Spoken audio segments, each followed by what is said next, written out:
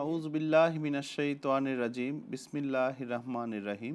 সুপ্রিয় দর্শক মণ্ডলী, পবিত্র ঈদুল আজহা উপলক্ষে আপনাদের সবাইকে জানাচ্ছি ঈদ মুবারক।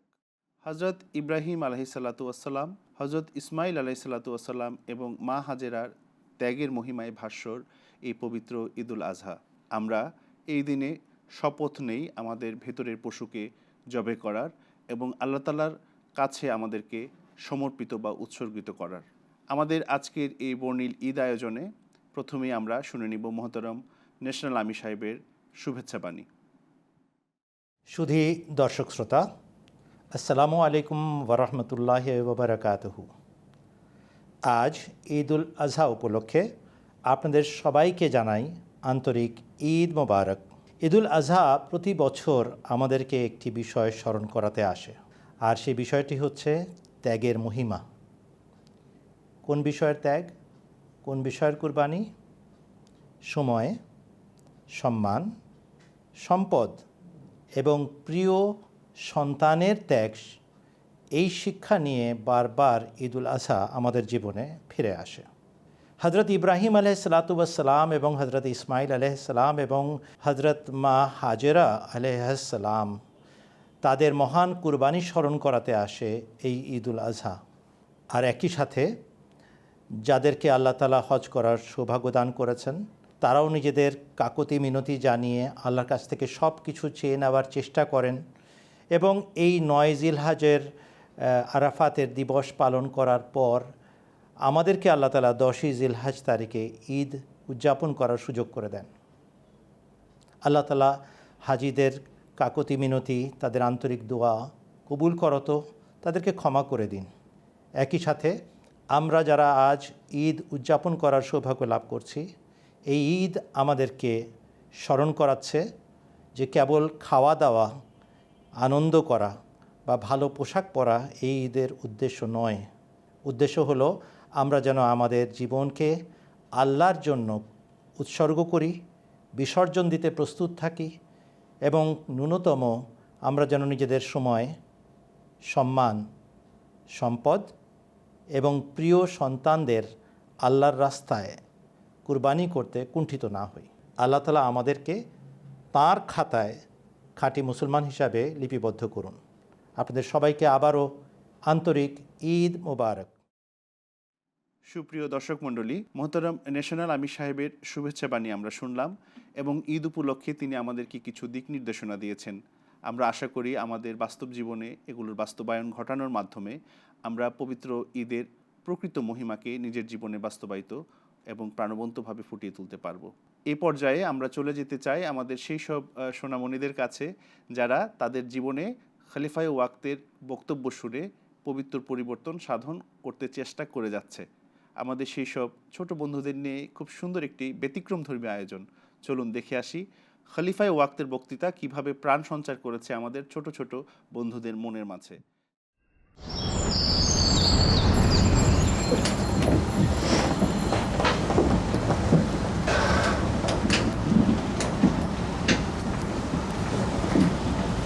আরহাম, জলদি রেডি হও। হচ্ছি তো। নাও, এটা রাখো।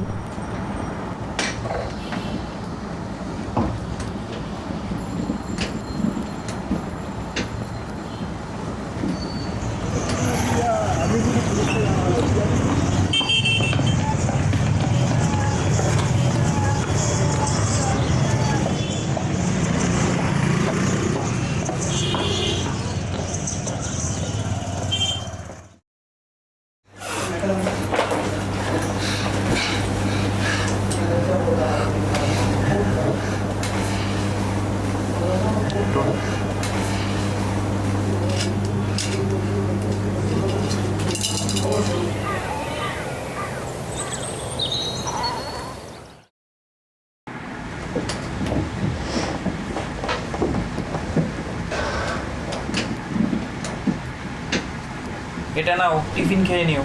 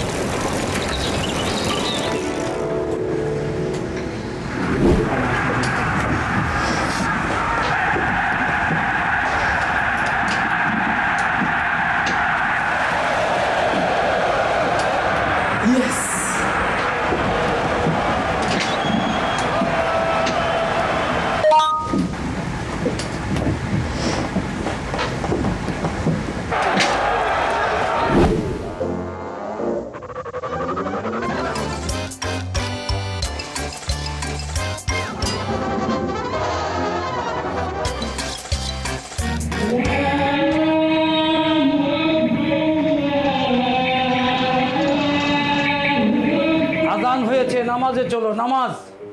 আমি এখন কার্টুন দেখছি, পরে নামাজ পড়বো।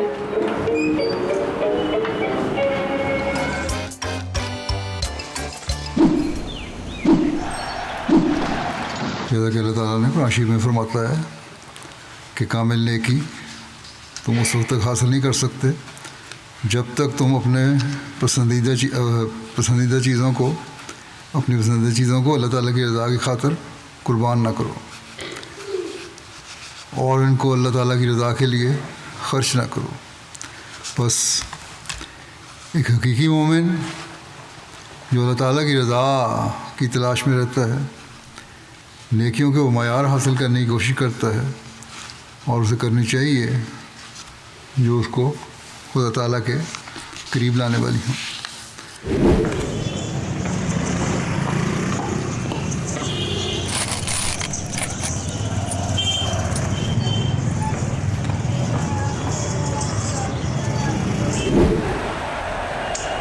কায়েদ সাহেব মেসেজ দিলেন আমার এখন মসজিদে যাওয়া দরকার।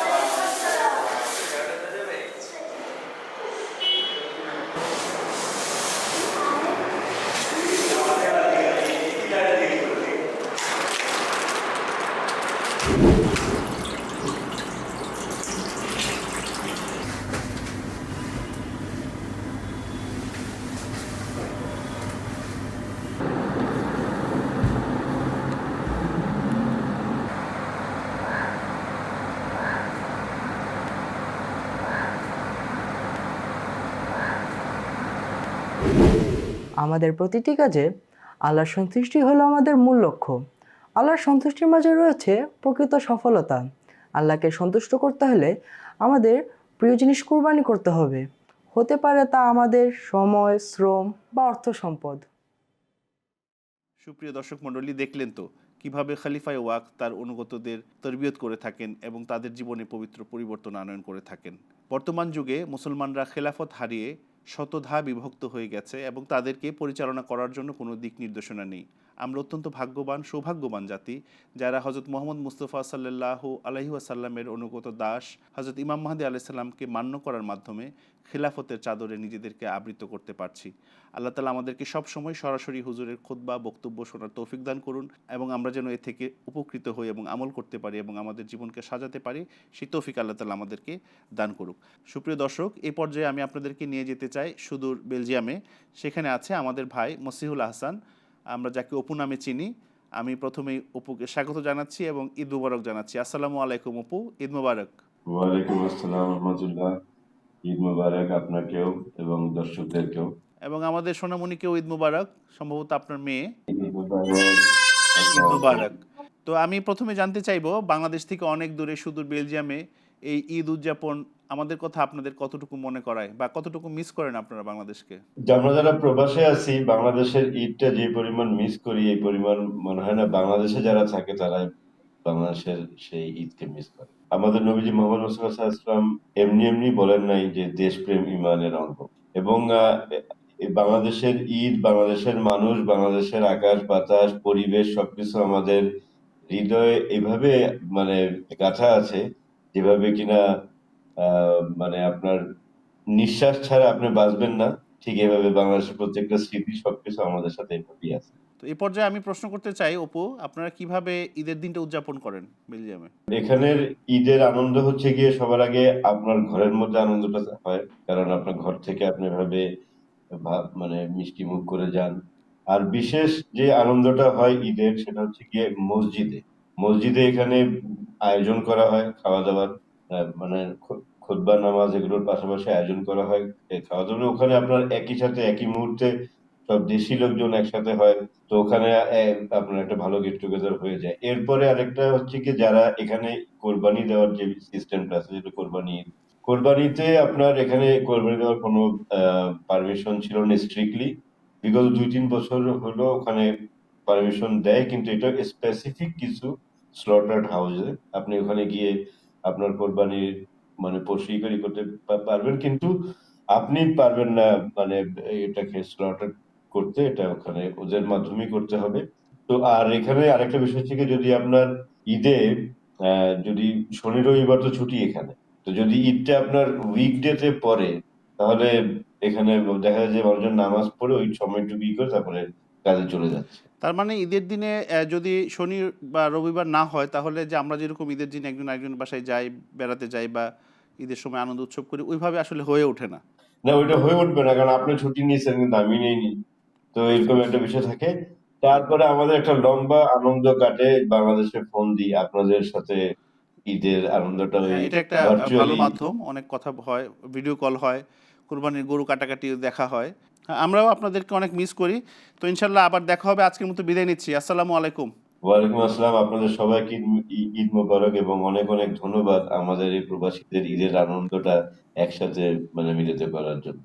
জাযাকাল্লাহ। আমরাও মিস করে থাকি আমাদের ভাইদেরকে, যারা আমাদের ছেড়ে দূরে আছে, প্রবাসে আছে। আমরা তাদের জন্য সবসময় শুভকামনা করি এবং তাদেরকেও আমরা ঈদ মোবারক জানাই। তো অপুকে অনেক অনেক ধন্যবাদ এই ব্যস্ততার মাঝেও আসলে আমাদেরকে সময় দেওয়ার জন্য। তার যে ওইখান থেকে ইচ্ছা ছিল, আল্লাহ সেটিকে কবুল করুন। এ পর্যায়ে আমি আপনাদেরকে নিয়ে যেতে চাই খুদ্দামুল আহমদিয়ার একটি অনুষ্ঠানে, যা রাঙামাটিতে হয়েছিল। ঢাকা থেকে রাঙামাটি পর্যন্ত এই লম্বা পথ তারা কিভাবে পরিক্রমা করেছিল, কিভাবে গিয়েছিল, কিভাবে তারা আনন্দ উৎসব করেছে এবং সেই আনন্দের মাঝখানেও তারা কিভাবে আল্লাহ তাআলাকে স্মরণ রেখেছে, এই সমস্ত কিছু আপনারা দেখতে পাবেন সেই আয়োজনে। চলুন আমরা খুদ্দামুল আহমদিয়া সেই রাঙামাটি ট্যুরটি দেখি, যেটি আমরা আপনাদের ঈদ অনুষ্ঠানের জন্য সাজিয়েছি। কখনো কি মনে হয়েছে শহরের কোলাহল থেকে দূরে কোথাও প্রকৃতির নিস্তব্ধতার মাঝে নিজেকে নতুন করে খুঁজে পাওয়া যায়? পাহাড়ের কুয়াশা, লেকের স্থির জল আর অচেনা পথের আহ্বান, সব মিলিয়ে যেন এক অজানা টান। শহরের ব্যস্ততা, কোলাহল আর যান্ত্রিক জীবন থেকে মুক্তির খোঁজে আমরা ছুটে গিয়েছিলাম পাহাড় ও হ্রদের শহর রাঙামাটিতে। কিন্তু এই যাত্রা শুধু একটি ভ্রমণ ছিল না, এটি ছিল ভ্রাতৃত্বকে আরও দৃঢ় করা আর স্মৃতির ঝুলিতে কিছু অমূল্য মুহূর্ত জমা করার এক অপূর্ব উপলক্ষ।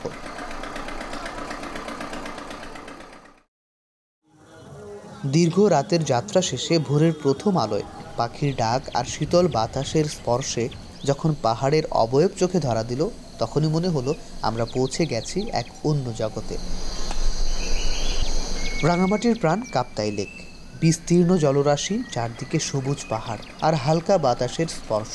প্রকৃতি যেন এখানে নিজ হাতে এঁকেছে এক জীবন্ত ক্যানভাস। পর্যটকদের কাছে এটি চোখ জুড়ানো সৌন্দর্যের আধার, আর স্থানীয় মানুষের কাছে জীবিকা ও যোগাযোগের অবলম্বন। এ যেন শুধু একটি লেক নয়, অনুভূতির এক অন্তহীন বিস্তার। কাপ্তাই লেকের সুবিশাল জলরাশি দেখে মনে হতে পারে এটি প্রকৃতির কোনো উপহার, কিন্তু না, এই লেকটি সম্পূর্ণভাবে কৃত্রিমভাবে তৈরি, যার সূচনা হয় 1960-এর দশকে।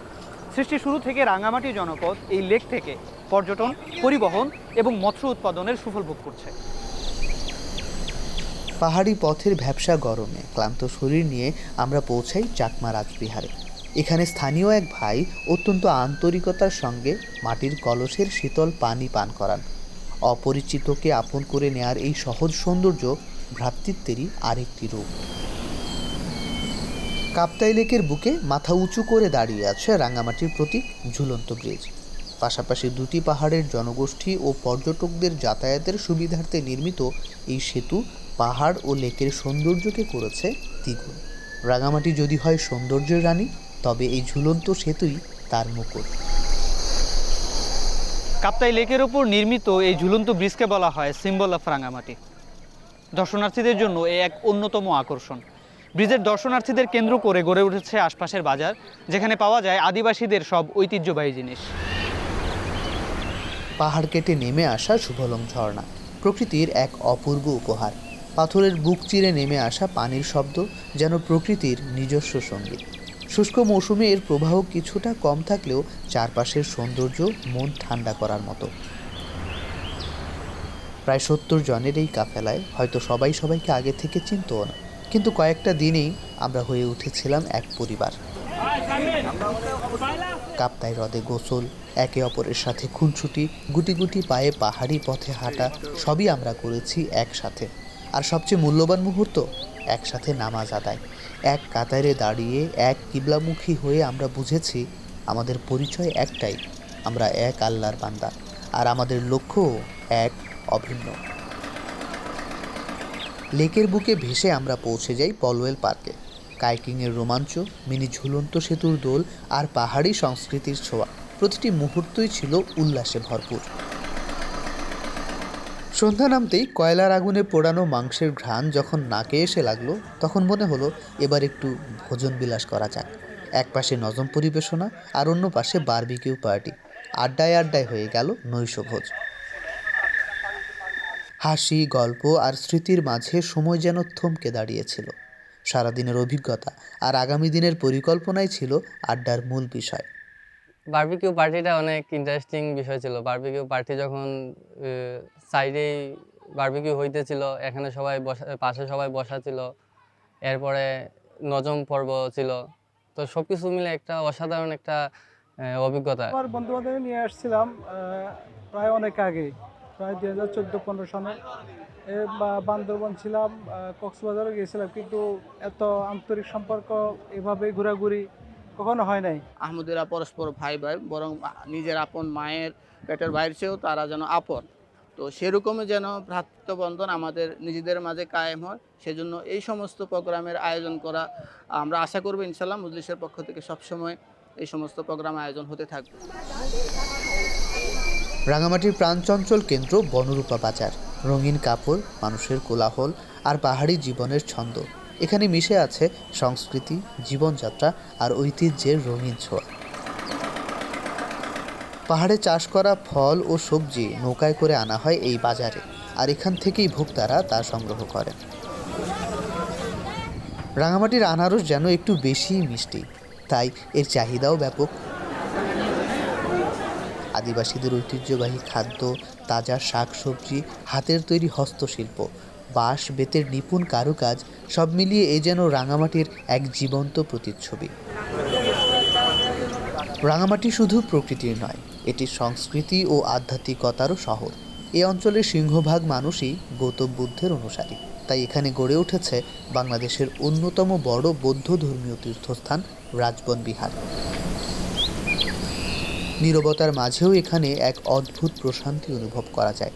দেশ বিদেশ থেকে দর্শনার্থীরা এই বিশাল কমপ্লেক্স দেখতে আসেন আর ধর্মীয় পরিবেশে নিজেদের হৃদয়কে প্রশান্ত করেন।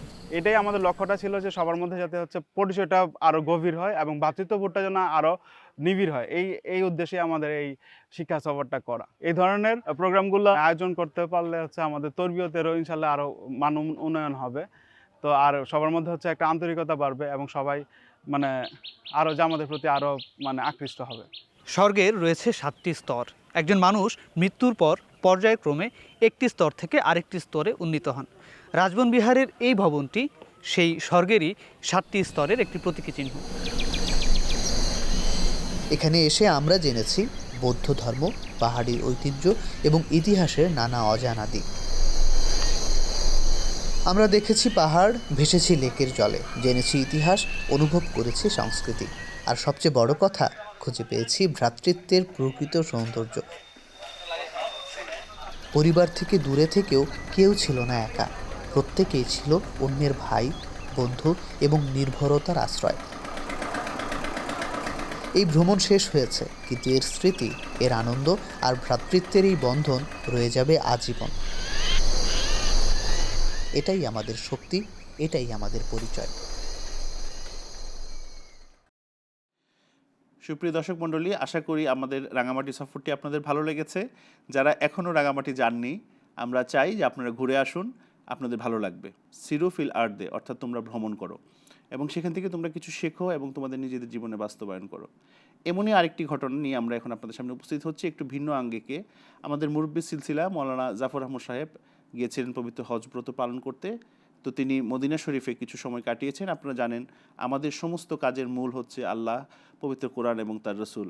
হজরত মোহাম্মদ মুস্তাফা সাল্লাল্লাহু আলাইহি সাল্লামের স্মৃতিধন্য সেই পবিত্র বাগানের বর্ণনা আমরা শুনতে চাই মৌলানা জাফর আহমদ সাহেবের কণ্ঠে। আশা করি আপনাদের অনেক ভালো লাগবে। لبيك اللهم لبيك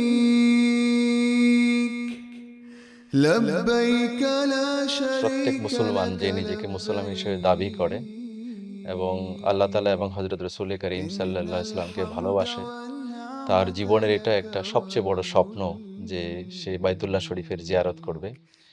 একই সাথে সে হযরত রাসূল করিম সাল্লাল্লাহু আলাইহি সাল্লাম, যিনি আল্লাহ তাআলার সবচেয়ে প্রিয় রাসূল এবং আল্লাহ তাআলার সবচেয়ে কাছের মানুষ এবং পৃথিবীর মধ্যে সর্বশ্রেষ্ঠ মানব এবং মুসলমানদের প্রাণের চেয়েও প্রিয় যে ব্যক্তিত্ব, তিনি যেখানে শায়িত আছেন মদিনা শরীফ, তার পবিত্র মাজার শরীফ জিয়ারত করা। إن الحمد والنعمة لك والملك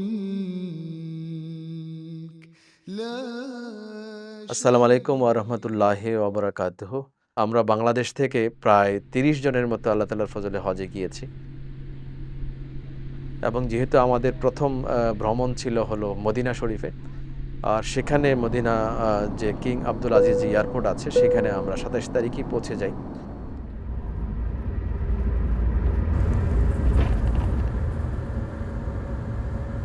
কাকতালীয়ভাবে যে হোটেলটি ছিল সেটি একেবারে মসজিদে নববীর কাছে ছিল। দূর থেকে দেখে যেন তৃষ্ণা মিটছিল না। তো যাক, হোটেলে উঠলাম, ওঠার পরে সেখানে খাবার দাবারের ব্যবস্থা ছিল। আমরা ফ্রেশ হয়ে হাত মুখ ধুয়ে খাবার দাবার খেলাম, খেয়ে সোজা দৌড় দিলাম মসজিদে নববীর দিকে। একটা অদ্ভুত অনুভূতি যে আল্লাহ তাআলা হযরত রাসূল করিম সাল্লাল্লাহু আলাইহি সাল্লামকে যে পৃথিবীতে প্রেরণ করেছেন, তো এটার পিছনে আসলে আল্লাহ তাআলা যে কিভাবে হযরত রাসূল করিম সাল্লাল্লাহু আলাইহি সাল্লামকে প্রত্যেকটি পদে পদে সাহায্য করেছেন, তো এই সমস্ত নিদর্শনগুলো না দেখলে মানুষ সেটাকে অনুভব করতে পারে।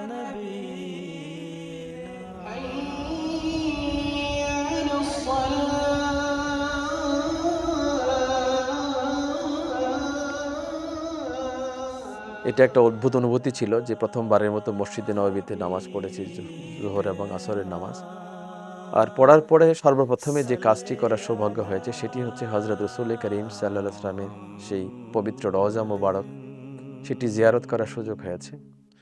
তো এটি এমন একটি আসলে এটি এমন একটি অনুভূতি ছিল যে যেটা আসলে ভাষায় প্রকাশ করা মুশকিল। সাল্লি আলা মুহাম্মাদিন।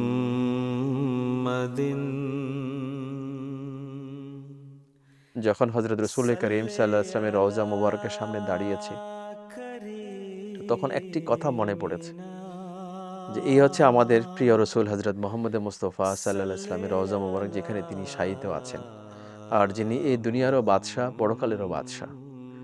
তো এত বড় নবী যিনি এই দুনিয়াতে এখানে শুয়ে আছেন, এই আর একইভাবে যে কবর, এটার পাশে হযরত আবু বকর রাদিয়াল্লাহু আনহুর কবর, আবু বকর রাদিয়াল্লাহু আনহুর পরেই হযরত ওমর রাদিয়াল্লাহু আনহুর কবর, এই 3টি কবর সেখানে রয়েছে, যদিও সেটিকে দেখার খুব একটা সুযোগ নাই। তো এটি প্রথম দিন আল্লাহ তাআলার ফজলে হযরত রাসূল করিম সাল্লাল্লাহু আলাইহি সাল্লামের রওজা মোবারক এবং আবু বকর সিদ্দিক রাদিয়াল্লাহু আনহু এবং ওমর রাদিয়াল্লাহু আনহুর রওজা মোবারককে জিয়ারত করার সুযোগ হয়েছে। তো মনে রাখা দরকার যে সেখানে অধিক হারে যত বেশি মানুষ দুরূদ শরীফ পড়তে পারে, তো যত বেশি মানুষ আন্তরিকতার সাথে এবং নিষ্ঠার সাথে সে দুরূদ পাঠ করবে, তত বেশি তার হৃদয়ের যে পবিত্রতা, সেটি তার মাঝে পবিত্রতা সৃষ্টি হবে। আর একই সাথে হযরত রাসূল করিম সাল্লাল্লাহু আলাইহি সাল্লামের প্রতি যে ভালোবাসা, সেটিরও ব্যাপকভাবে বৃদ্ধি পেতে থাকবে। এই কারণে যতটুকু সুযোগ হয়েছে, যখন এই মসজিদে নববীতে প্রবেশ করেছি, তো এরপরে মসজিদে নববী থেকে যখন রওজা মোবারকে কিছু দূর হেঁটে যেতে হয় শাড়ি করে, পুরোটা রাস্তায় আল্লাহ তাআলার ফজলে নিয়মিতভাবে দুরূদ পড়ার সুযোগ হয়েছে। আর এখানে এই কথাটি বলে রাখি যে আমি যখন বাংলাদেশ থেকে রওনা হয়েছি, তো আমার শ্রদ্ধেয় শিক্ষক মাওলানা সালেহ আহমদ সাহেব তিনি বলেছিলেন যে সেখানে যাচ্ছ, এটি অনেক বড় সৌভাগ্যের ব্যাপার। তো আমার একটা আবেদন হলো যে সেখানে হযরত রাসূল করিম সাল্লাল্লাহু আলাইহি সাল্লামের যে রওজা মোবারক আছে, তো রাসূল করিম সাল্লাল্লাহু আলাইহি সাল্লামের কাছে আমাদের পক্ষ থেকে সালাম পৌঁছাবে এবং সমস্ত ওয়াকেফে জিন্দেগি যারা আছে তাদের পক্ষ থেকেও সেখানে সালাম পৌঁছাবে। শ্রদ্ধেয় উস্তাদজির কথাটি সেটিকে মনে রেখেছি এবং সমস্ত ওয়াকেফে জিন্দেগি ভাইদের পক্ষ থেকে হযরত রাসূল করিম সাল্লাল্লাহু আলাইহি সাল্লামের দরবারে তার রওজা মোবারকে সেখানে সালাম পৌঁছানোর সুযোগ হয়েছে। لبيك اللهم لبيك لبيك لا شريك لك لبيك হজের বিষয়টি এতই ব্যক্তিগত বিষয় যে এটি আসলে জগতের মানুষের সামনে প্রকাশ করার বা অহংকার করার কোনো সুযোগই নেই। কিন্তু যেহেতু আমাদের বিরুদ্ধে বিভিন্ন ধরনের প্রপাগান্ডা হয়ে থাকে যে আহমদিয়া মুসলিম জামাতের সদস্যরা হজ করতে যায় না, তারা বাইতুল্লাহ শরীফে হজ করার জন্য যায় না, তারা হজরত রসুল করিম সাল্লাল্লাহু আলাইহি সাল্লামকে অস্বীকার করে, তো এই ধরনের বিভিন্ন ধরনের প্রপাগান্ডা, বিভিন্ন ধরনের বাজে কথা, বাজে অপবাদ, মিথ্যা অপবাদ আরোপ করা হয়। এই কারণেই আজকে আপনাদের সামনে আমি আহমদিয়া মুসলিম জামাতের একজন সদস্য হিসাবে এখানে উপস্থিত হয়েছি, যে আপনাদেরকে শুধু এই বিষয়টি স্পষ্ট করার জন্য যে আমরা আপনাদের বাইরে কোনো অংশ নয়, বরং হজরত রসুল করিম সাল্লাল্লাহু আলাইহি সাল্লামের আদেশকে মান্য করার জন্যই আমরা যোগ ইমামকে মান্য করেছি। আর যোগ ইমামকে মান্য করার ফলে আমরা ইসলামী যে রসুম রেওয়াজ আছে, ইসলামের জন্য যে আবশ্যকীয় যে সমস্ত কার্যক্রমগুলো আছে, আমরা কখনোই সেগুলো থেকে নিজেদেরকে কখনোই বিরত রাখি না। তো আল্লাহ তাআলার কাছে আমরা এই দোয়া করছি যেন আল্লাহ তাআলা সমস্ত দিক থেকে মুসলিম উম্মাহকে আল্লাহ তাআলা সংশোধন দান করেন, একইভাবে তাদেরকে যেন সত্যকে বোঝার এবং মানার তৌফিক দান করেন। আর আল্লাহ তাআলা যেন আমরা যারা হজ করতে গিয়েছি আল্লাহ তাআলা যেন আমাদের হজকে কবুল করেন।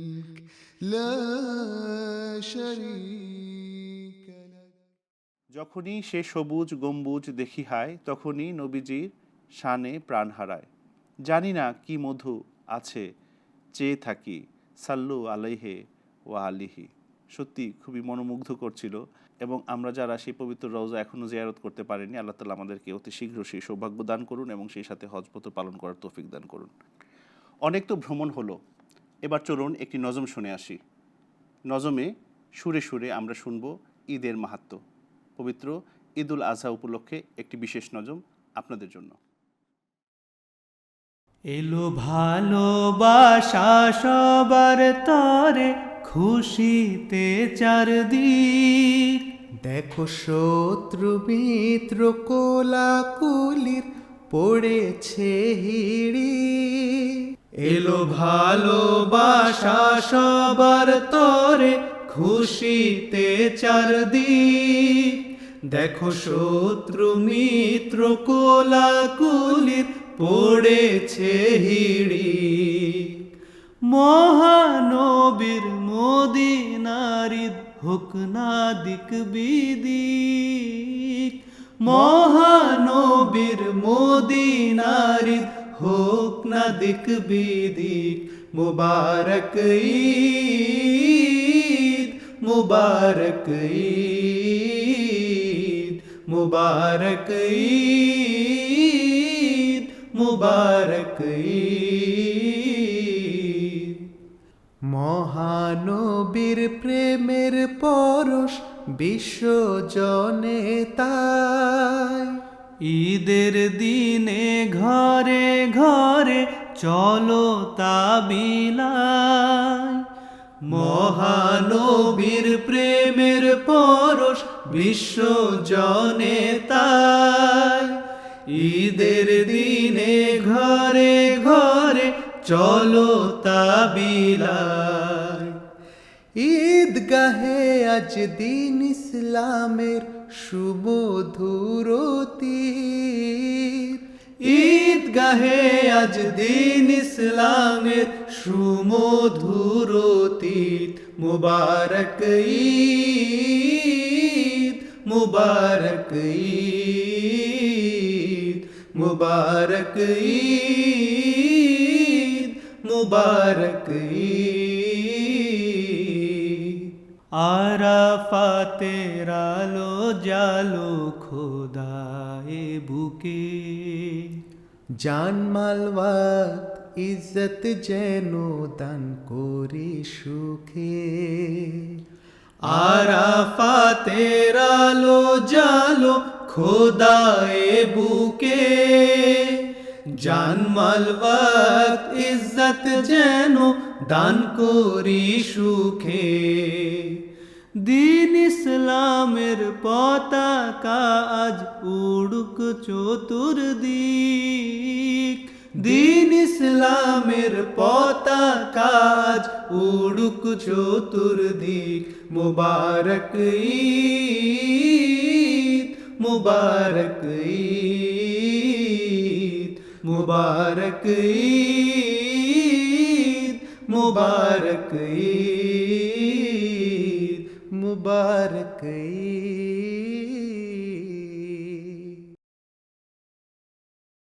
সুপ্রিয় দর্শক মণ্ডলী, আমরা একটি সুন্দর নজম শুনে আসলাম।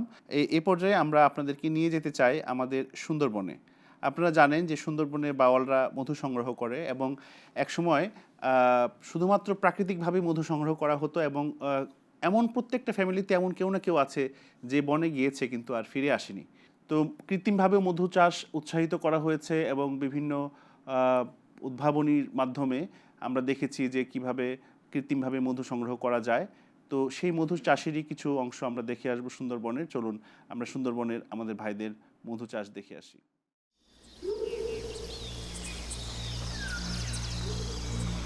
সুন্দরবন প্রকৃতির সৌন্দর্য ও রহস্যে ঘেরা এক বিশাল অরণ্য।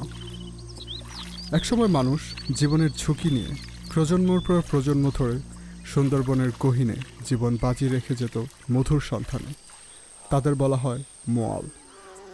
এক সময় পর্যন্ত বাঘের আতঙ্ক আর বনের হিংস্রতাই ছিল তাদের নিত্য সঙ্গী। কিন্তু সময় বদলেছে। সময়ের সাথে এখন গড়ে উঠেছে নতুন এক সম্ভাবনা, এপিকালচার হানি। বনের সীমানা ঘেঁষেই এখন শুরু হয়েছে এই এক নতুন বিপ্লব।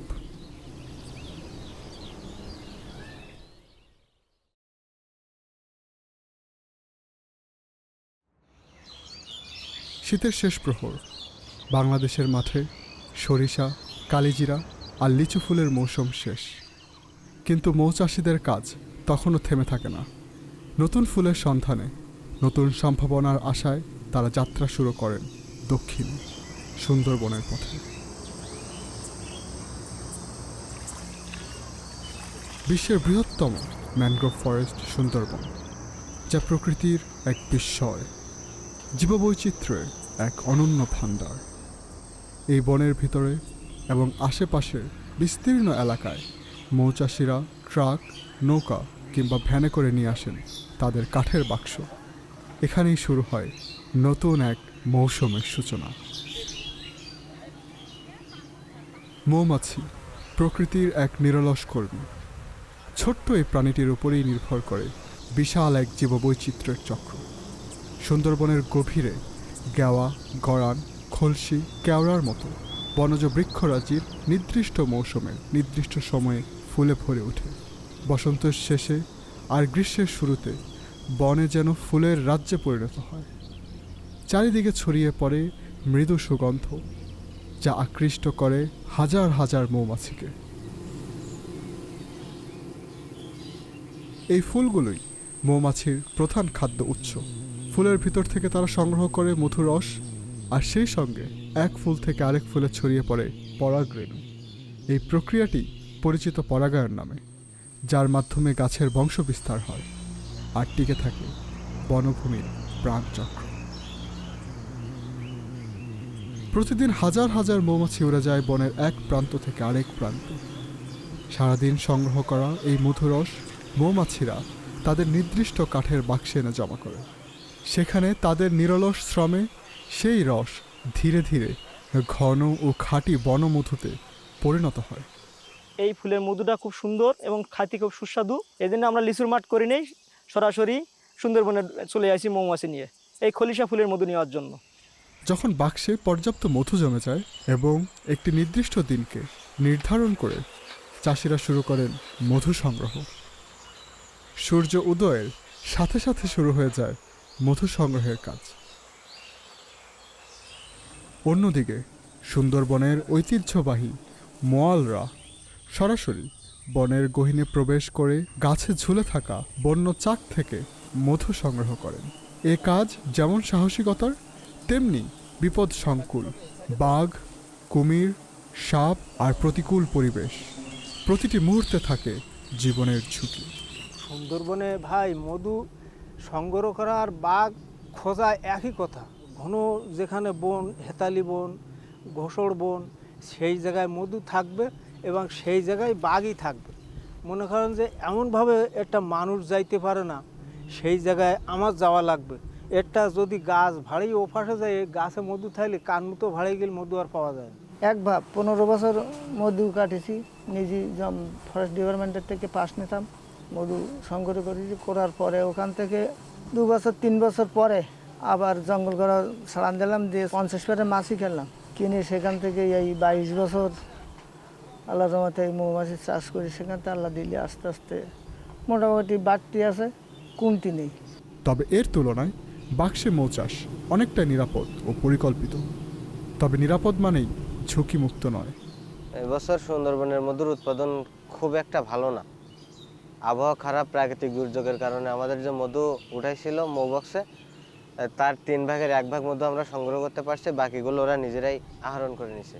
প্রকৃতির এই রাজ্যে আবহাওয়া ও পরিবেশের বিপর্যয়ের অনিশ্চয়তা সবসময় উপস্থিত, তাই মৌচাষিরা কাজ করেন দলবদ্ধভাবে।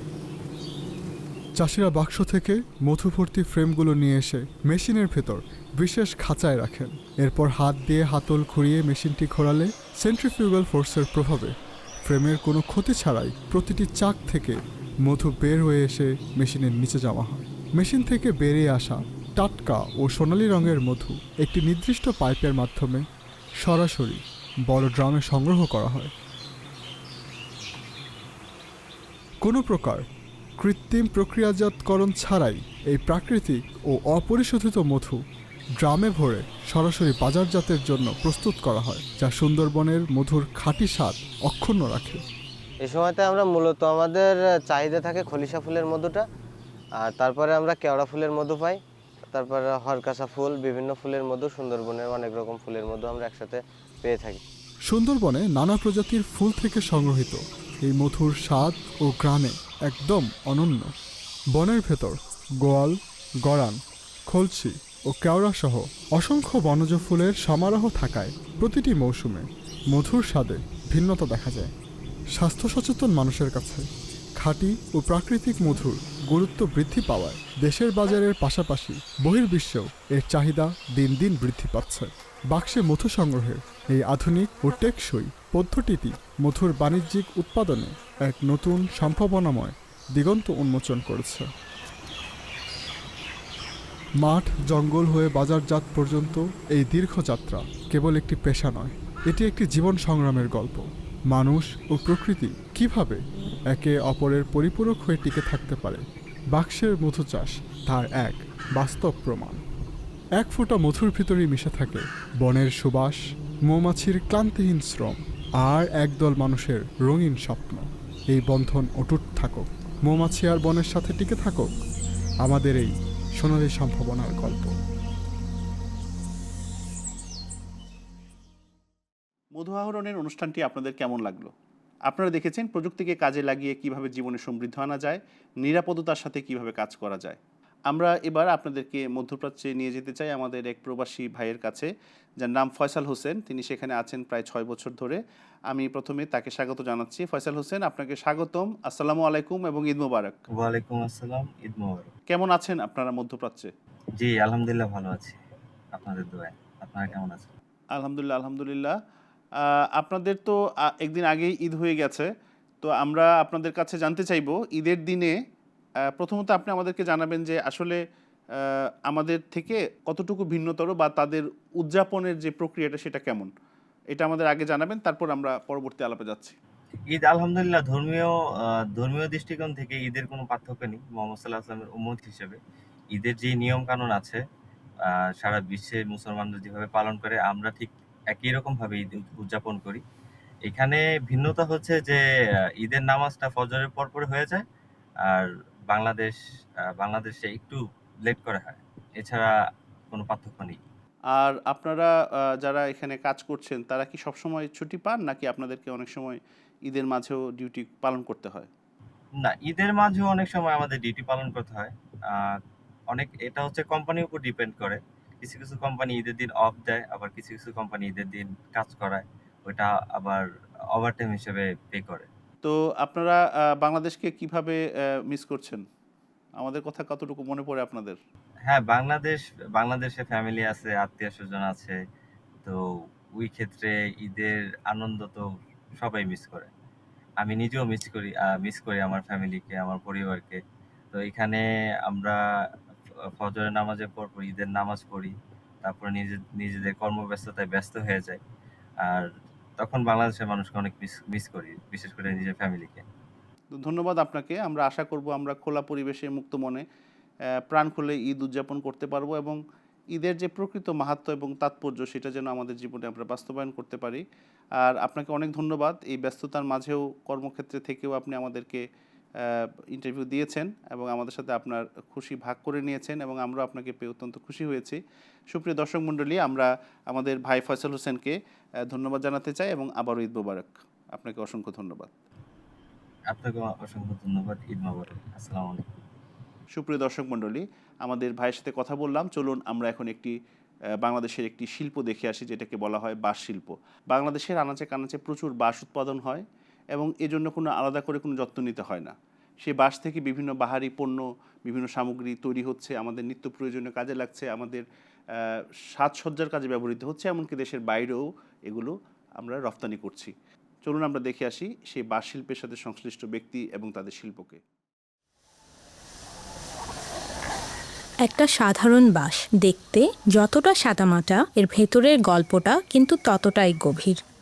প্রকৃতিতে এর কোনো বাড়তি জাঁকজমক নেই কোনো রঙিন ফুলের বাহার, অথচ উদ্ভিদ বিজ্ঞানের চোখে এটি পৃথিবীর সবচেয়ে দ্রুত বর্ধনশীল এক বিস্ময়কর ঘাস। আর বাঙালির জীবনে এটি আমাদের জন্ম থেকে মৃত্যুর এক নীরব সঙ্গী। কিন্তু চেনা বাঁশের রূপ যে কতটা বদলে যেতে পারে তা বোঝা যায় তখনই যখন এটিতে পড়ে একজন দক্ষ কারিগরের ছোঁয়া। কারিগরের হাতে পড়ে তার রূপ তখন হয়ে ওঠে অসাধারণ। ঘরের কোণে শোভা পাওয়া ল্যাম্পশেড, ডাইনিং টেবিলের ফলের ঝুড়ি কিংবা ড্রয়িং রুমের নান্দনিক শোপিস, এসবের পেছনে লুকিয়ে আছে বাংলার গ্রামাঞ্চলের শত শত মানুষের অক্লান্ত পরিশ্রম, মেধা আর সৃজনশীলতা। এই রূপান্তরের গল্প দেখতে আমরা এসেছি বাংলাদেশের টাঙ্গাইল জেলার তেলদুয়ার উপজেলার পুবাইল ইউনিয়নে বর্ণী, কপাখি ও প্রয়াগজানি গ্রামে। এই গ্রামগুলো যেন বাংলাদেশের বাঁশের হস্তশিল্পের এক জীবন্ত কর্মশালা। এখানকার অধিকাংশ পরিবারের প্রধান জীবিকা এই বাঁশ শিল্প। এখানে ভোরের আলো ফুটতেই শুরু হয় ব্যস্ততা। আগে থেকে কেটে রাখা পরিপক্ক বাঁশগুলো জড়ো করে কাজের সুবিধার্থে মাপমতো টুকরো করে রাখা হয়। মাপে মাপে কাটা বাঁশের টুকরোগুলো ছেঁচে ছিলে পরিষ্কার করার কাজটি চলে বেশ দ্রুত হাতে। বাঁশ ছাঁচার কাজ শেষ করে সেগুলো থেকে তৈরি হয় নানা ধরনের বেতি। হস্তশিল্পের কাজে এই বেতির ভূমিকাই প্রধান। কাজের ধরন অনুযায়ী কোনো বেতি পাতলা করে ছাঁচা হয়, আবার কোনোটি রাখা হয় কিছুটা মোটা। একজন কারুশিল্পী বেতি তৈরি করে নেন নিজের পছন্দ ও প্রয়োজন মতো। বাঁশের প্রতিটি ফালি যেন এক একটি সম্ভাবনা। কোনোটি ল্যাম্পশেডের কাঠামো, কোনোটি ফলের ঝুড়ির বুনন, আবার কোনোটি হয়ে ওঠে ফুলদানি বা টিস্যু বক্সের অলংকার। নিপুণ হাতে একের পর এক তৈরি হতে থাকে অসাধারণ সব শিল্পকর্ম। এই গ্রামের কারিগররা শুধু দৈনন্দিন ব্যবহারের উপযুক্ত জিনিসই তৈরি করেন না, সেই সাথে ঘর সাজানোর জন্য নান্দনিক শোপিস, ফুলদানি, বাঁশের ট্রে, কাপ, এমনকি আধুনিক ইন্টেরিয়র সাজানোর উপকরণও তৈরি হয় এখানেই। চোখের পলকে কাঁচা বাঁশ রূপ নেয় ঘরের সৌন্দর্য বাড়ানোর ঝুলন্ত ল্যাম্প, আকর্ষণীয় লাইটের শেড, রুচিশীল খাবারের ঢাকনা, নান্দনিক মোবাইল স্ট্যান্ড কিংবা নিখুঁতভাবে বোনা বাঁশের ঝুড়িতে। তেলদুয়ারের এই অঞ্চলে 2000-এরও বেশি মানুষ সরাসরি বাঁশ শিল্পের সাথে জড়িত। অনেকে 4 দশকেরও বেশি সময় ধরে রেখেছেন এই ঐতিহ্য। প্রজন্ম থেকে প্রজন্মে ছড়িয়ে পড়েছে এই শিল্পের জ্ঞান, দক্ষতা আর ভালোবাসা। একটি পণ্য তৈরির পর শুরু হয় ফিনিশিংয়ের কাজ। বার্নিশ, পালিশ, কখনো আগুনের আঁচে নকশা, সব মিলিয়ে সাধারণ বাঁশ তখন রূপ নেয় অনন্য এক শিল্পকর্মে। আর এসব পণ্যের কদর দেশের গণ্ডি পেরিয়ে পৌঁছে গেছে আন্তর্জাতিক বাজারেও। আড়ংয়ের মতো বড় ব্র্যান্ড, রাজধানী দোয়েল চত্বর সহ দেশের নামকরা বিপণী বিতানে, মেলায় নিয়মিত সরবরাহ করা হয় এখানকার পণ্য। এই শিল্পের আরেকটি সৌন্দর্য হলো এখানে নারী পুরুষ সবাই সমানভাবে অংশ নেন। পুরুষরা যেখানে বাঁশ কাটেন, চাচেন ও কাঠামো তৈরি করেন, সেখানে নারীরা নিপুণ হাতে বুনন, ফিনিশিং ও অলংকরণের কাজ করেন। সংসারের দায়িত্ব সামলেও অনেক নারী এই কাজের মাধ্যমে পরিবারের আয়ে গুরুত্বপূর্ণ অবদান রাখছেন। আজকের পরিবেশ সচেতন পৃথিবীতে বাঁশের তৈরি পণ্যের গুরুত্ব আরও বেড়েছে। এটি টেকসই, ব্যবহার বান্ধব আর সম্পূর্ণ পরিবেশ বান্ধব। প্লাস্টিকের বিকল্প হিসেবে বাঁশের পণ্যের চাহিদা বাড়ছে প্রতিনিয়ত। ক্রেতাদের কাছেও বাঁশের পণ্যের জনপ্রিয়তা বাড়ছে দিন দিন। সৌন্দর্য, স্থায়িত্ব এবং পরিবেশ বান্ধব বৈশিষ্ট্য সব মিলিয়ে এটি এখন আধুনিক ঘরসজ্জার অন্যতম পছন্দ। বাংলার মাটি, মানুষের শ্রম আর সৃজনশীলতার মেলবন্ধনে গড়ে ওঠা দেলদুয়ারের বাঁশ শিল্প শুধু একটি পেশা নয়, এটি একটি ঐতিহ্য, একটি সংস্কৃতি, একটি পরিচয়। একটা সাধারণ বাঁশ কারিগরের ছোঁয়ায় হয়ে ওঠে সৌন্দর্যের প্রতীক। বাঁশের গন্ধে, মাটির টানে আর মানুষের মমতায় বেঁচে থাকুক বাংলার এই প্রাচীন শিল্প। আপনারা দেখলেন কিভাবে বাঁশ থেকে বিভিন্ন শিল্প সামগ্রী উৎপাদিত হয়। এ পর্যায়ে আমরা সুদূর কানাডাতে চলে যাব। সেখান থেকে একটি ভিডিও বার্তা পাঠিয়েছেন আমাদের ভাই আবরার খালেদ। আসসালামু আলাইকুম রহমতুল্লাহি ওয়াবারাকাতুহু। আমি মীর আবরার খালেদ সুদূর কানাডা থেকে আপনাদের সবাইকে জানাচ্ছি পবিত্র ঈদুল আজহার বিশেষ শুভেচ্ছা। আল্লাহ তাআলা যেন আমাদের সবার কুরবানি কবুল করেন ইনশাল্লাহ। আমি লাস্ট ইয়ার কানাডা এসেছি আমার আন্ডারগ্রেড স্টাডিজ কমপ্লিট করতে এখানে। অ্যান্ড লাস্ট ইয়ার ঈদটা আমার জন্য খুবই স্যাডেনিং ছিল, অ্যাজ আমি আমার ফ্যামিলি থেকে দূরে, আমার আম্মা আব্বা থেকে অনেক দূরে। কিন্তু তবেও ফ্যামিলিকে মিস করেছি অনেক, কিন্তু একই সঙ্গে আমাদের ফ্যামিলি আমার সাথে ছিল। অ্যান্ড আলহামদুলিল্লাহ, লাকিলি স্পেশালি আমার হালকাতে অনেক বাংলাদেশি ফ্যামিলিজ আছেন যাদের সাথে ঈদের দিনটা খুব সুন্দর করে কাটিয়েছি গত বছর। খুব সকালবেলা একসাথে নামাজে গিয়েছি। এরপরে যেহেতু আমাদের ক্যানাডার জামাত খুবই বড় এবং ফাস্ট গ্রোয়িং, সো অনেক ডিউটিস থাকে আমাদের, স্পেশালি খোদামুল আহমেদিয়ার অনেক ডিউটিস থাকে, ওগুলো কমপ্লিট করেছি। কিন্তু দিন শেষে মনটা খারাপ থাকে, দিন শেষে মনটা বাংলাদেশে পড়ে থাকে, আম্মা আব্বার কাছে পড়ে থাকে, বকশীবাজারে পড়ে থাকে। কিন্তু যেহেতু লাইফে একটা নতুন পার্ট স্টার্ট করেছি, এটার জন্য এখানেই আছি এবং এখানেও ফ্যামিলিকে মিস করছি, কিন্তু মনে হচ্ছে না যে ফ্যামিলি থেকে অনেক দূরে, মনে হচ্ছে আমি আমার আরেকটা ফ্যামিলির কাছে আছি। সবাই আমার জন্য দোয়া করবেন। অন্য সবার মতো আবরার খালেদও জানালেন বাংলাদেশ থেকে দূরে থাকার কথা, কিভাবে সুদূর প্রবাসী ঈদ উদযাপন করছেন, কিভাবে আমাদের কথা মনে করছেন, সে সমস্ত কথা। বাংলাদেশের চারপাশে ছড়িয়ে ছিটিয়ে আছে হাজার হাজার মসজিদ। তেমনি একটি মসজিদ আমাদের কিশোরগঞ্জ জেলার অষ্টগ্রাম হাওরে রয়েছে। সেই মসজিদটি অত্যন্ত ঐতিহাসিক, শতবর্ষ প্রাচীন একটি মসজিদ। সেই মসজিদটি নিয়ে আমরা একটি ছোট ডকুমেন্টারি তৈরি করেছি, আশা করি আপনাদের ভালো লাগবে। চলুন আমরা সেই মসজিদটি দেখে আসি। জন্ম আমার ধন্য হলো মাগো, এমন করে আকুল হয়ে আমায় তুমি ডাকো।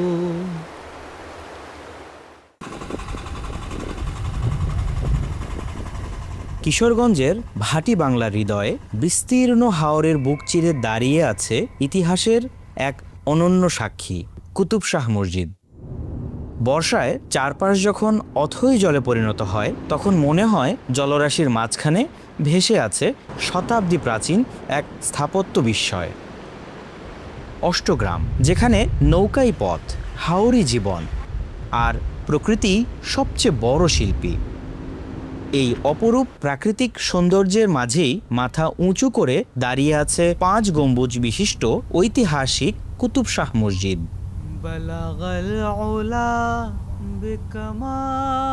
বাংলাদেশ প্রত্নতত্ত্ব অধিদপ্তরের সংরক্ষণে আজ মসজিদটি নতুন রূপে সজ্জিত, তবে এর প্রতিটি ইট, প্রতিটি কারুকাজ বহন করে কয়েকশো বছরের ইতিহাস।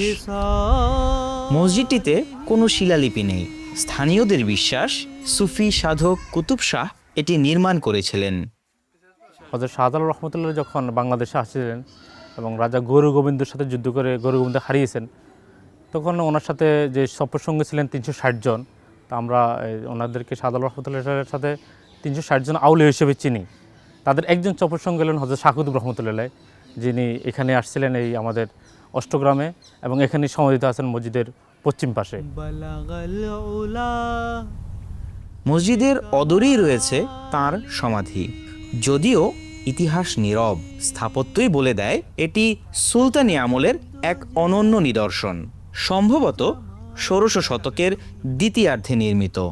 ১৫৭৬ থেকে ১৫৮৬ খ্রিস্টাব্দের কোনো এক সময় নির্মিত।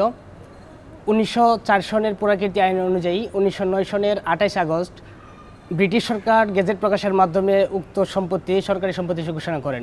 এই ঐতিহাসিক নিদর্শনকে কেন্দ্র করে এই হাওর বেষ্টিত অনগ্রসর জনপদ অষ্টগ্রামবাসীর গর্ব, আর এটাই আমাদের প্রধান ইতিহাস, এটাই আমাদের প্রধান ঐতিহ্য।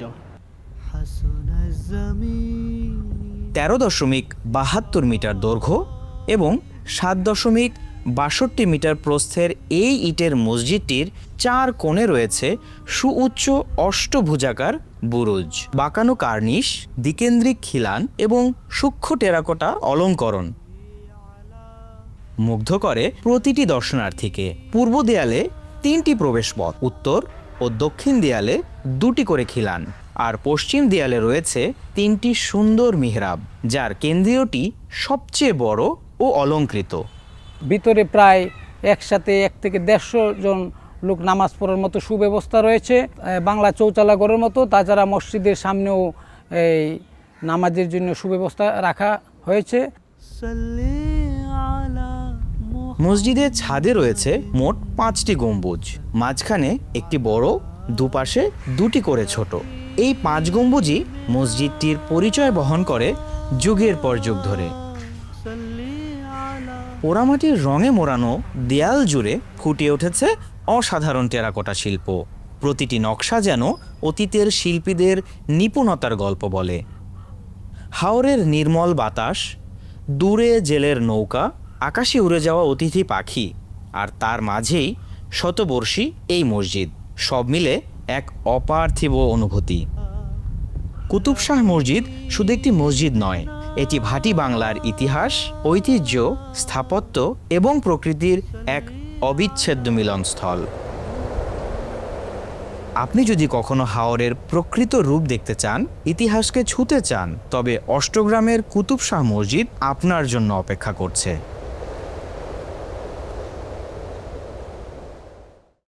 মানুষ মানুষের জন্য, জীবন জীবনের জন্য একটু সহানুভূতি কি মানুষ পেতে পারে না? সেই মানুষের গল্প নিয়েই আমরা আজকে আপনাদের সামনে উপস্থিত হয়েছি। শুধু দর্শক মণ্ডলী, আপনারা জানেন যে মহানবী হজরত মোহাম্মদ মুস্তফা সাল্লাল্লাহু আলাইহি ওয়াসাল্লাম মানুষকে কর্ম করে খেতে বলেছেন। আমরা আজকে এমন একজন মানুষকে আপনাদের সামনে উপস্থাপন করব, যিনি তার পা দুটি হারিয়ে ফেলার পরও তিনি কারো কাছে হাত পাতেননি। তিনি এখনও স্বাবলম্বীভাবে চলছেন, নিজেই ব্যবসা বাণিজ্য করে জীবিকা নির্বাহ করছেন। আমরা আমাদের আজকের এই জীবনের গল্পে আমাদের সেই ভাইটির জীবনটা দেখব। আমরা আল্লাহ তাআলার কাছে এই ভাইকে দেখে শুকরিয়া জানাবো যে এত কিছু নিয়ামত আমাদের চারপাশে থাকার পরও আমরা যেন কখনো সেসব নিয়ামতের নাশকরি না করি। আল্লাহ তাআলা আমাদেরকে তার কৃতজ্ঞতা জ্ঞাপনকারী বান্দা হিসেবে জীবন পালন করার তৌফিক দান করুন, এবং এই পবিত্র ঈদের দিনে এটি আমাদের একমাত্র আরাধ্য হোক। চলুন আমরা দেখে আসি আমাদের সেই ভাইয়ের জীবনের গল্প।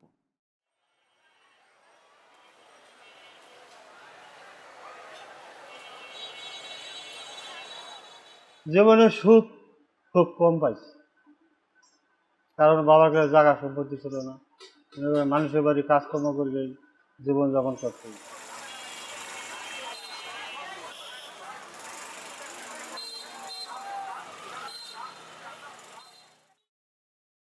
তো আমার একটা রোগ হয়েছে গ্যাংগ্রিন রোগ। গ্যাংগ্রিন রোগ হয়ে পার রক্তের এগুলো নালীগুলো শুকিয়ে গেছে, শুকিয়ে যাওয়ার পরে কালো কালো দাগ পড়ে মানে পচা ধরে গেছে। পচার পরে একে একে ধাপে ধাপে 9 বার করে কাটা লাগছে। প্রথম গেছে পার বুড়ি আঙ্গুল, তারপরে গেছে পাতা, তারপরে পার গিরার উপর দেখা কাটার পরে লাস্টে কী করবো, আমি তো লাস্টে কাজ করার মতো করতে লাস্টে এই ব্যবসা নিই। এই ব্যবসা আজকে 15 বছর। বেচা কিনার তেমন ঠিক নেই, 10,000, 15,000, 12,000, আবার 20,000 হয়, আবার মনে করেন 5-7,000 টাকা হয়। পান টান খাওয়াই, চা টা আইনা খাওয়াই, নাস্তা পানি আইনে খাওয়ান লাগে, আজকে যাইতে পারে না, আনতে পারে না, আমার সব কিছু করা লাগে, আইনে দেওয়া লাগে আর কি। আমি আর কি লগে একটু থাকলে সাহায্য পাই, পেঁয়াজ বাচ্চা দেই, সেই চিল্লা টিল্লা দেই, ওই হোমান করিয়া দেই, লগে একটু সাহায্য আর কি পাই।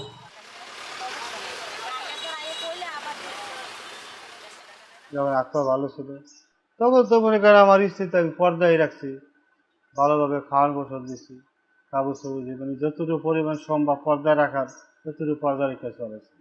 আমার বিবি ভালো সাপোর্ট করছে, কারণ নিজে পাও নাই, ইচ্ছা করলে একটা কাজ পারি না, টাকা পয়সা সে নিজে মানুষের বাসায় কাম করছে। মাসের বাসায় কাম টাম করিয়া দিছি আর কি, মালান্তরে না টাকা ফুরিয়েছে, টাকা দিছি, সময়তে ঘর ভাড়া দিছি, উঠতে পারে না, কিছু করতে পারে না, সব আমার নিজে গায়ে খাটতে করা লাগে। আমার বাবা মনে করেন যে অনেক কষ্ট করে আঙ্গুরে বড় করছে, যেটুকু সময় পারে বাবার হেল্প করি, যেমন দোকান বন্ধ করা, আরতে মাল আনে রিক্সাতে নামায় দেওয়া, পর গোছা গাছা দেওয়া। তোমার মাঝে আরে আনা লাগে, হে আসতে পারে না, হ্যাঁ 2 পাও নাই, আরে সাহায্য আর কি করা লাগে, সাহায্য যদি আমি না করি তা কি করবো। আমি পাপী তোমার দ্বারে করছি মাথা নত, সুবহানাল্লাহ আলহামদুলিল্লাহ লা ইলাহা ইল্লাল্লাহ। লাস্টে অবশ্য করে আমার পাও দুটা কাটার পরে তখন মেডিকেলের প্রফেসর ডাক্তার সে আমারে বলছে, বাবা দুঃখ করবা না, পুরো মানুষের কাছে হার মান মানো, আল্লাহর কাছে হার মান মানো, নিজের কর্ম করিয়া খাওয়ার চেষ্টা করবো। অনেক কষ্ট করছি এই জামাই লইয়া, বহুত কষ্ট করছি। আমার জামাই গুড়োগাড়ারে কামাই করে খাওয়াইতে রানি, আমি নিজে পরে আমার গুড়োগাড়া আমি আবার আমি বাঁচাইছি। তুমি ছাড়া কে আছে যে। সবাই আমার জন্য দোয়া করেন, আমি যেন ফ্যামিলিরা শান্তিভাবে চলতে পারি, থাকতে পারি, আমি সবার কাছে দোয়া চাই, আমাদের সবাই দোয়া করেন। আসসালামু আলাইকুম। হয় যে আবাদ পে তোমার ছোঁয়া। আমরা অনুষ্ঠানের শেষ প্রান্তে চলে এসেছি। আপনাদেরকে আমরা চেষ্টা করেছি বিভিন্ন আঙ্গিকে বিভিন্ন বিষয়ের মাধ্যমে পবিত্র ঈদুল আজহাকে উদযাপন করার মাহাত্ম্য এবং তাৎপর্যকে অনুধাবন করার ব্যবস্থা করতে। আমরা ভবিষ্যতেও এ ধরনের অনুষ্ঠান নিয়ে আপনাদের সামনে উপস্থিত হব। আজকের মতো আমরা এখানেই শেষ করছি। সবাই ভালো থাকবেন। আসসালামু আলাইকুম ওয়া রাহমাতুল্লাহ। ঈদ মোবারক। মহানবীর প্রেমের পরশ বিশ্ব জনে তাই, ঈদের দিনে ঘরে ঘরে চলো তাবিলায়। ঈদগাহে আজ দিন ইসলামের সুমধুর তীর, ঈদগাহে আজ দিন ইসলামের সুমধুর তীর। মুবারক ঈদ, মুবারক ঈদ, মুবারক ঈদ।